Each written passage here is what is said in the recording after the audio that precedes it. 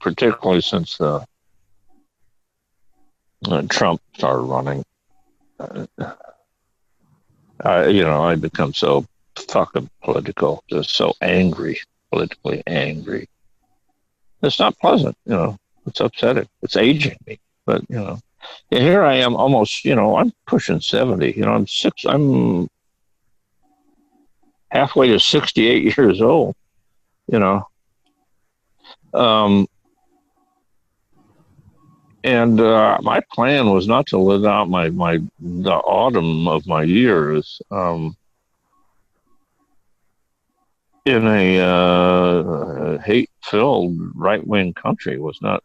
I figured, as a young, liberal idealist in the '60s, that by now we'd be enlightened, that everybody would have equality, that the races would be almost homogenized, and I said it was just that stupid idealism of youth, and so this whole swing to the extreme right of this country has been very upsetting to me, to the point where if I was young and I could afford it, I'd have left. I'd have gone to Ireland, got my passport, and just stayed there. But I'm too old to work overseas anymore or anything. So, although it was suggested by a filmmaker friend of mine from Ireland that I'd come to Ireland and then, get my passport, because my grandparents were Irish immigrants, get my passport, and we come to Ireland, and then I can get my national retirement from Ireland and collect my Social Security from the United States at the same time. Not a bad idea. Right. But I'm sorry, I got all weird. I always think I just grew up naive to that there was a lot of people who thought this way, because where I am, like, no one, not say no one, but the majority of people don't care about if someone's gay or any of these things. And I remember when gay marriage became a thing, seeing on social media so many people against it, and people that I wouldn't think would really care, because in my mind it was like only like real backwoods people that would even care if someone was gay. Just because where I grew up, even in the 80s, like I lived with my grandma when I was a kid, and she worked for a gay couple, and no one cared. It wasn't even like they were the gay couple. They were just this married couple. They weren't legally married, but they were just, they just happened to be two guys, and no one thought anything of it. And, years later, to see people really, like mad about that, it was very strange to me. And I think a lot of just, me too. I can't wrap my head around it, even though I grew up in a very small town in Indiana, which was essentially redneck. I was called a lover my whole life, until I left home, moved to Chicago, and then saw how people got along, and in LA and San Francisco and Louisville, which is south of the Ohio, and Kentucky, which is a very backward fucking Republican state, although it does have a rather progressive liberal governor now. But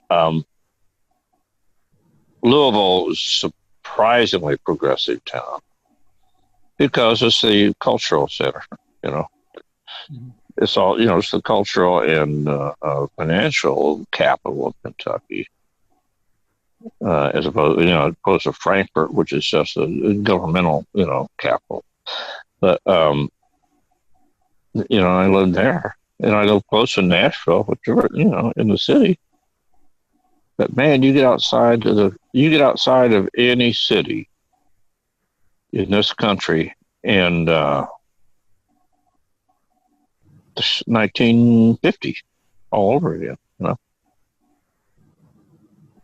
it's just it breaks my heart, that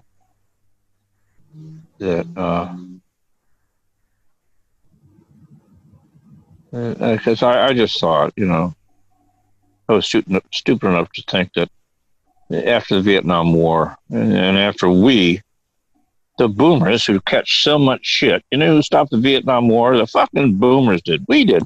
We were the ones out demonstrating on the fucking streets, getting them to bring our boys back from fucking Vietnam. You know, and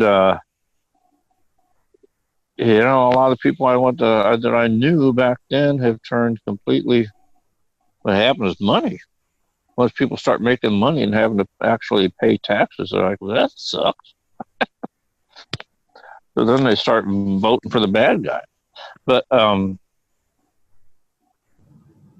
really, I thought that after we stopped the Vietnam War and it looked like we were on the right track.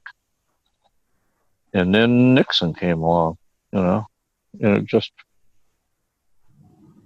went to shit again. And then Reagan just was the beginning of the end, you know, with his stupid trickle-down economics that everybody bought into. Even my father, who was a lifelong yellow dog Democrat, he loved that Reaganomics. Yeah. And it wiped out, trickle-down economics and hypo-conservative politics has wiped out the working class in this country. There's nothing but a stinking rich class and a lower class. There's no middle class, you know. And it wasn't my idea to die poor in a right-wing country. But, you know, that's pretty much the way it is, you know. Because my mom's about the same age. She turns she turned 70 this year in this October, and she always says the same thing when she was, younger. That she always thought, when she's age she is now, that there would be no racism or, any of this stuff. That would just be we were so idealistic. And the thing is, we were right, and everybody else was wrong. So we were right. We knew we were right. And I can look back on it and say, yes, we were right. We were. The world that we envisioned is the way it's supposed to be. But there are people who they don't care if anybody, they don't care for the greater good of the world. They don't want to see everybody happy. They just want their own family to be happy. Mm-hmm. Their own tribe, and fuck everybody else. And that, you'll probably get a lot of shit about this. You'll get a lot of email or something. Oh, well, that's okay. We don't care about that. No, yeah. Yeah, we're just glad you're a good human. That's what we care about. Mm-hmm. Yeah, thank you. Yeah, a lot of the people that would care have already blocked me or unfriended me by this point. So. There, it's the other thing I've learned is that in our business and the horror fan business, mm-hmm. There are a lot of really conservative people there. So I've lost a lot of fans, but I refuse to shut up. So, fuck it. Hey, this is Kevin Pollak, and you're listening to WithoutYourHead.com. But I guess you knew that, didn't you? Unless, of course, you lost your head.